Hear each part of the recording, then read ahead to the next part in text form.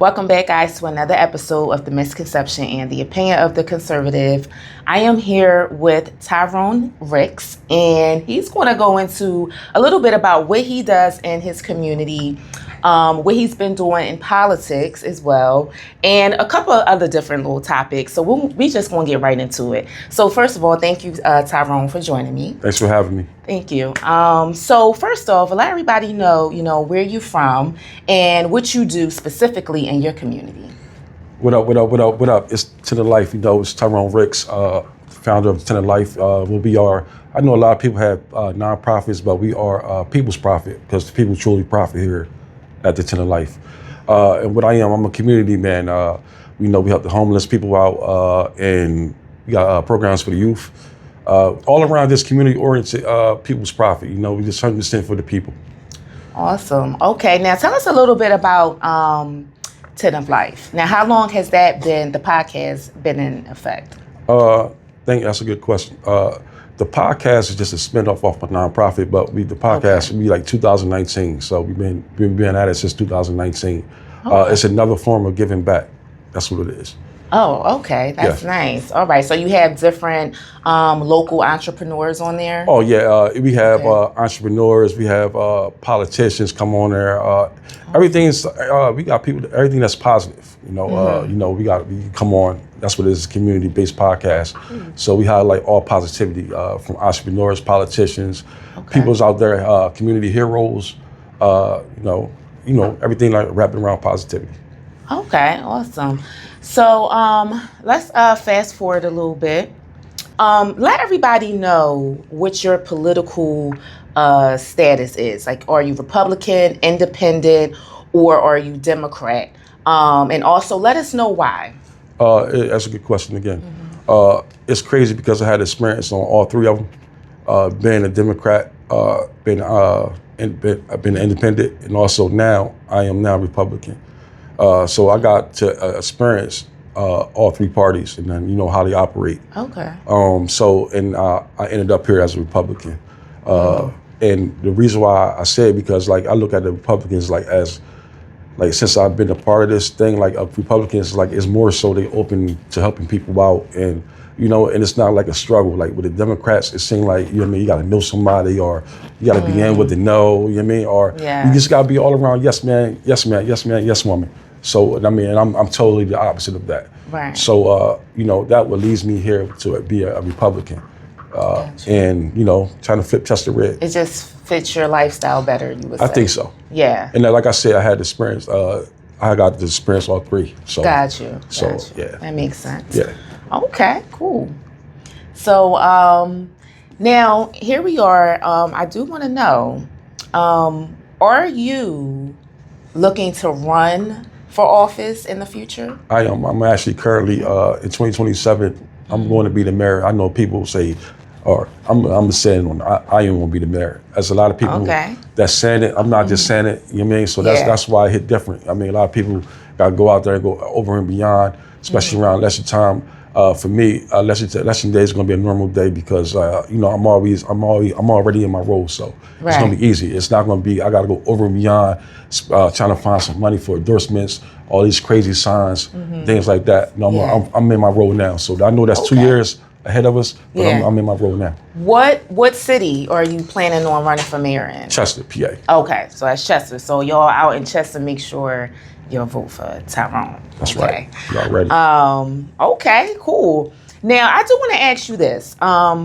Prior to during the election, Barack Obama met with a bunch of black men. Okay. Right? And his goal was to encourage them to vote for Donald Trump, right? I'm sorry, Michelle. His goal was to get black men to vote for Kamala Harris. That's correct. That's correct. Now, it was, to me, I would think that's kind of insulting because it's like you don't think that black men can make their own decisions. How did you feel about him doing that, trying to convince black men and letting them know that, you're voting against your interests. You have no business voting for Donald Trump. How did you feel about that as a black man? Well, for me, this is a man, period. Before I go off anything, I like to do my own homework. And I look at the messenger too. You got to tap into the messenger who sprang the word. Barack Obama he's a good man. He first black president, whatever. But also, it's pros and cons when I think about Obama, because he really didn't do too much for us as black people in our communities. More so the LGBTQ. Yeah, more so. He did more for them than us. So I kind of expect certain things from people. To operate certain ways. So it wasn't shocking. Yeah. Okay. I definitely agree with that. So you feel like basically he's not for us anyway. No. So it's no shock. That's why our people are so. Everything's a trend. Yes. Everything's a trend. And then you don't necessarily have to know about the trend in our community. You just got to be that person. People just run with the flow. You don't even know no homework, no nothing like that. Mm-hmm. Just like Democrats. Like we raised up in the household where as though we was always say go in there into the box election time and vote Democrat without us even knowing the facts about about the Democratic Party. That's kind of how it was growing up in my household. It was like there was no option. Just register as Democrat and vote for them. That's true. That's just how it was. That's true. Yep. So that's exactly what it is. So yeah. Yeah. Wow. Lack of education. That's why you got to educate yourself. Self-educate every time. Mm-hmm. I'm big on that. I'm really big on that. So yeah, because I've been a Republican since I was 18 years old. Okay. So. But I know you wanted to ask me a question. No, wait. Let me pick it back off what you said. Okay. Because even and it's crazy because we say that America is free. We landed it free, but people judge you every day, especially when it comes to how you vote. Right. He was always taught the right to vote Democrat. You know what I'm saying? So I think that's how that. Yeah. Definitely. Yeah. So, okay. So that was what you wanted to say. Was that your question? That wasn't my question. What was I seeing? That was all strategy. That was not he had a my question. For me, what made you start doing podcasting? Oh, wow. Well. Is it because it was where people were at and you wanted the people to hear you? Well, no. Actually, I started a blog about 2-3 years ago. Mm-hmm. And it was to inspire people. Mm-hmm. Delvan Inspired Media is to inspire people. And I always wanted to go into media. Mm-hmm. Okay. But what happened was when I graduated high school back then, you needed a communications degree in order to get into TV and radio, right? Right. I didn't have that degree. Right. So as time went on, I started working, regular jobs.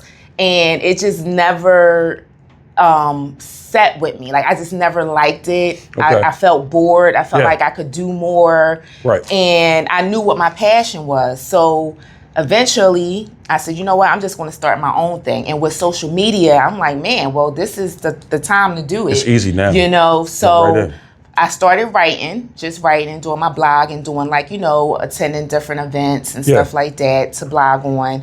And then with the whole how I got into politics is I met someone in the political world, so to speak, and I started going to different events that they invited me to, and I'm like, man, this is great. Yeah. And now that person was a Democrat. Okay. Okay. I Republican. Right. So. I didn't have a problem with that. Okay, cool. Yeah, me neither. I don't care about that. I don't care. As time went on, I started getting less invites to the Democratic events because of my political status. Yeah. Yes. And I'm like, well, that's crazy. Now, all my life, I was looked upon funny because, hey, why are you Republican? You ain't rich. You ain't, you know what I'm saying? It was like that. But it didn't matter because I look at policies. Like, what are these people intentions, their plans for the future, things of that sort. So it just resonated more with me to be part of the Conservative Party. So, but the podcasting, it was to inspire people and to inform people because a lot of people was being fed misinformation about the election. Okay. Misled. A lot of lies. It was Misled. biased news. And I'm like, we can't have that. Right. You know, people need to know, and they need to hear from real people that's not, you know, bought by, you know, billionaires, you Right. know, to say this and that, that's not controlled by a system because they work underneath a big network. Right. So I said, oh no, we can't have this. We got to get the real news, accurate news out. So I started the podcast, and I started it with a good friend of mine, Ruth Moten. Okay. And ever since then, you know, people enjoyed it. Right. They liked it. So that's how I got started. And then after the election, I said, you know, I got to continue. So here I am. You know, Sweet. we got to keep it going. Got to keep going. Yeah. Be consistent. And that's like, you know, it's easy right now. I mean, you know, people have, I think people sometimes like, they go about this whole social media thing wrong. If you really tap in and dial in with this social media thing, you can make it. You can be a millionaire. You know what I'm saying? People use it for the wrong things. Utilize social media, put your life, your personal business on there, whatever. Yeah. If you were smart, because everybody got their phone in their hand. That thing right now, what you're holding in your hand right now, you know, you can make $1 million. So you could be successful if you utilize it in the right way. Yes, definitely. Yeah. Absolutely. That's why I have the mentoring program as well that I've been doing throughout the summer. Okay. In the city, talking to the youth, encouraging them, you know, and helping them, you know, showing them how to find jobs and things of that sort. So Right. yeah. So social media can be a good tool Yes. in this world. Yep. Especially if you're trying to get out there. I mean, Yeah. you need social media. You know what I'm saying? You got to meet people where they at. You know what I mean? Yep, You know, just exactly. tap in and keep jumping into the social media world and then utilize it in a positive light. You will be successful. Yes, thanks for that encouragement. Yes. Yeah. Now let's move on. What do you have? Some event? You have a fashion event coming up. You want to be doing a podcast live? Yep. Let's talk about that. Yeah, actually, this is probably our 3rd year doing it. First year we did it in Manhattan, Times Square. It was crazy. Shout out to 15th Dynasty, big homie Lele up in New York, Brooklyn. We had it again. It's a 3rd show. We're gonna be hosting like it's gonna be all kinds of like polo, like clothing lines, like all the high end stuff. Fashion industry is gonna be in there. It's gonna be popping overall. It's gonna be a popping event, and me and my guy, we get to cover it. So we're gonna get up to close personal with celebrities and everything like that. That's gonna be so it's gonna be crazy. And, yeah. Shout out to Will Tracks too out in New York, man. That's my guy. I shine a light on him. Yes, the birthday song. Yeah, that's my guy. Yeah. Oh, please. Hook us up. I need him to come through. Yeah, okay. for certain. Yeah, for certain. Yes. That's my guy. That's so. Yeah. Yeah. So it's a fashion show out in Brooklyn, New York. Yes. And what's the date? August 15th. August the 15th. Wow. And I'll give you all the information if anyone want to come too. That's dope. Also, I'm dropping a documentary too. Oh. It's called Walking with the Tent. You know, I work with like a couple of cities, but especially like Westchester, Chester, and Coatesville. They're my 3 cities that's my go-to. So we're gonna that documentary is gonna show you my passion for all 3 cities. You know, I mean, everything that I do, people that I know. You know what I mean? So it's gonna be dope. It's gonna be crazy. Wow. Yeah, got a lot going on. Yeah. Yeah. Gotcha. I like that. So now that you have all these things going, what is I would say your long-term goals when it comes to doing media? Because I already know you want to run for politics. Do you think this is just like a stepping stone, and to build your name up right now, so that when you do run, you know, people will be able to look back and see the things that you've done? Right. Okay. Definitely building a resume. And that's what the podcast is. And actually, I utilize my podcast for my truth, speaking my truth. You know, people have different truths and things like that. Right. You're hearing it from, this is my truth. This is what I'm experiencing, my life experience. So that's how I view the podcast. You know what I mean? Amazing. What do you think some of the barriers are being a Black man in politics? Do you think that it's going to be challenging to run as a Black Republican? No, because how the system is created just like exactly how it is. Okay. Because, you know, we particularly predominantly in the Black areas. You know what I'm saying? Like, and it's going to be majority of Black of people in these communities. So I think that, I mean, like that makes, I think it was created like that. You know what I'm saying? So I'm not scared. I think now it's kind of crazy because like if it was a predominantly like white area, this and that, I would think that it would be a little bit more challenging. Okay. I mean, but for as far as like, you know, in like a city like Chester, I think I feel comfortable going in like, I mean, you know, running for president, running for mayor. Yeah. Okay. Yeah. What are some of the changes? Let's talk about that while we're here. You know, you can talk about some of the changes that you want to make in Chester, PA. Because I know, first of all, what is your reason for wanting to run? Let's start with that. The reason for me wanting to run because, you know, I'm tired of our people down in the city of Chester living in poverty, limited resources. You know what I mean? Like, you know, just out there screaming for help. You know what I mean? Like, and when you think about Chester, the press will make you believe that Chester is a horrible place. You know what I mean? Like, but we have problems just like any other city. You know what I'm saying? But there are greatness in the city of Chester. And this is why I'm running too. You know what I mean? In the podcast, everything is going to run right hand in hand again. Because if Channel 6 and the main press won't come down there, then I'm going to use my platform to scream out who we are in a positive way. So yeah, that's what it is. Got you. And so what are some of the changes? Like what is it that you see in your city now that you do not like, that sticks out the most? Crab in the barrel mindsets. What is that? The crab in the barrel mindset. Oh, wow. Okay. You know what I mean? Like, you know how it is. I mean, like, you know what I mean, your brother, your sister, you know what I mean, they don't really want to see you win. They don't support you. It's easy to tear you down than lift you up and build you up.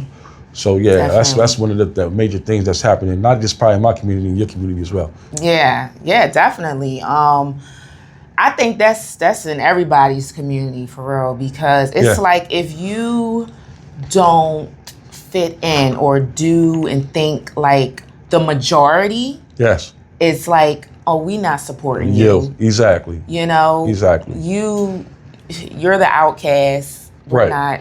Right. Yeah. And that's kind of crazy because... And then when you step out and go find the people that do support you, now you're turning your back there you go. on your community. You acting too good, and this and that, and all that stuff like that. Yeah. And another thing, too, is kind of crazy, though, because I'm a realist, got to speak real.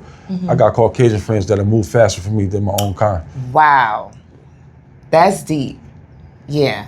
I'm for real. I call Paul right now. Wow. Or 2 o'clock in the morning. And that's a shame. I need you. You're going to come. Yeah, if I call my homie Mar or something, I'm not saying Mar my homie, I can't do that. My fault, Mar, I didn't mean to throw that out to you.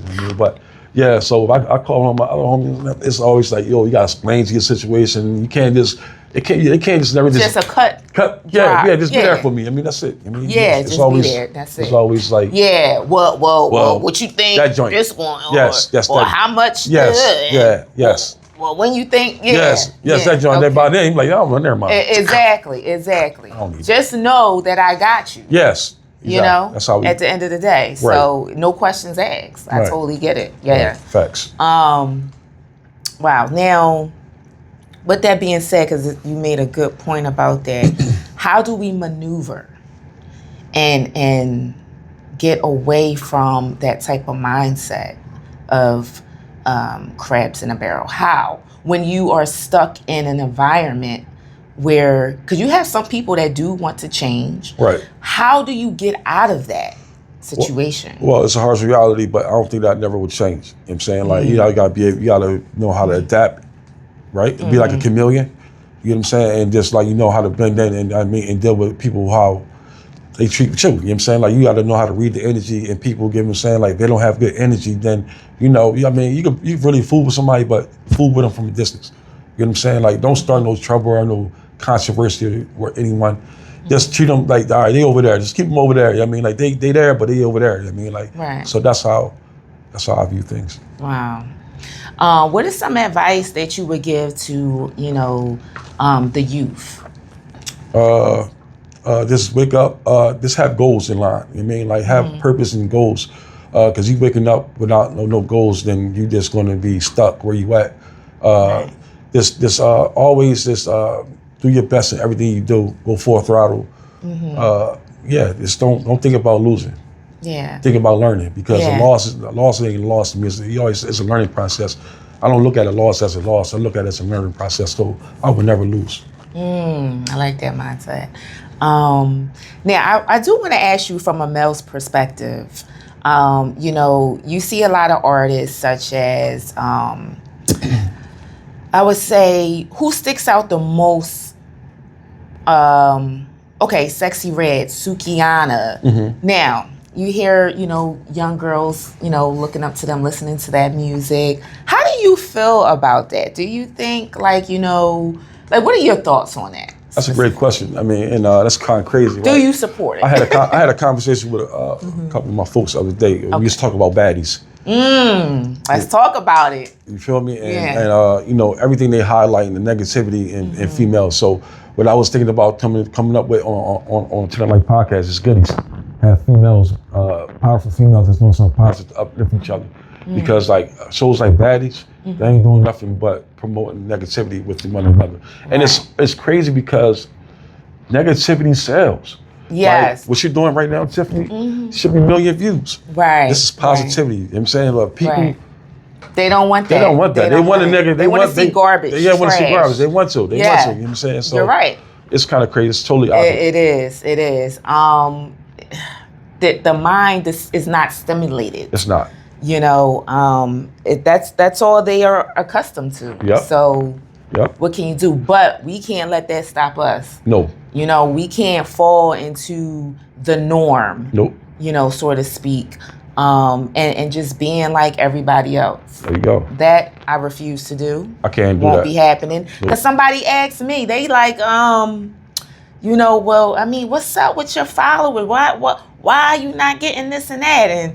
And I'm like, listen, at the end of the day, this stuff is controlled. Yeah. It's bigger than us. Yeah. Okay. But what you're doing right now and what we're doing is changing the narratives. You mean like we're not going with the flow. You know what I mean? Like you know, like that's we speaking our positive. We speaking from this community stuff. So eventually, you know, listen, we running so the people behind us that's coming up can walk. You know what I'm saying? That's it. That's how you're supposed to carry it. You know, and however that phrase go, you know what I'm saying? You know what I'm saying? But you know, maybe we are here on, you know, to break down that door so that the people coming behind us gonna have it a lot easier. Right. You know. We gotta be like role models. You know what I mean? Like indirectly show people, because we can't directly show our people because our people don't receive it. It's like, you know what I mean? So we got indirectly show how we supposed to operate. Listen, I'm glad, there you go. Just brought back my thought. Even though we're on social media, we're making real impact in our communities. We are.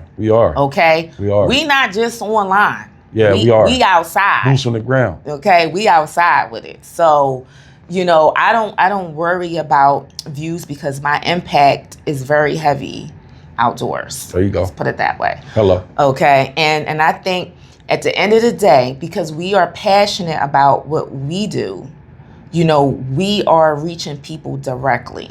Exactly. And that's what they need too. You know what I mean? And it's good that you have like different guests come on too. You have different views and perspectives from different people. Right. And one thing for sure, like, you know, especially I know I'm gonna make it real soon. You know, I gotta look out for the underdogs. You know what I mean? Like, you know, that's exactly what it is. You know what I'm saying? Because I was an underdog at one point, and I'm still an underdog. Yeah. But giving people the opportunity to shine. You know what I'm saying? Like, some people get up in this game and forget about everything. You know what I'm saying? I'm not the only person that want to win. I mean, I want you to win too. So, you know, like I said, as I move up, whatever, you know, anything I could possibly do to elevate you or the next person, then that's exactly what I'm doing. We gotta have that mindset. Yeah, definitely. Let's talk about the curriculum in schools. How do you feel about the school system now? Man, actually, man, you know, the biggest thing is, like, you know, we was talking about that in the class the other day when they was like, no kids left behind. I really think that. I think George Bush started that. I think that was the biggest crazy mistake that we ever possibly do, because we push the kids through and they don't even know how to cope with life. You know what I'm saying? Some of them, we push them out, they don't even know how to read, don't know math, don't know nothing. You know what I'm saying? But we pushing them through so it can look good on the record.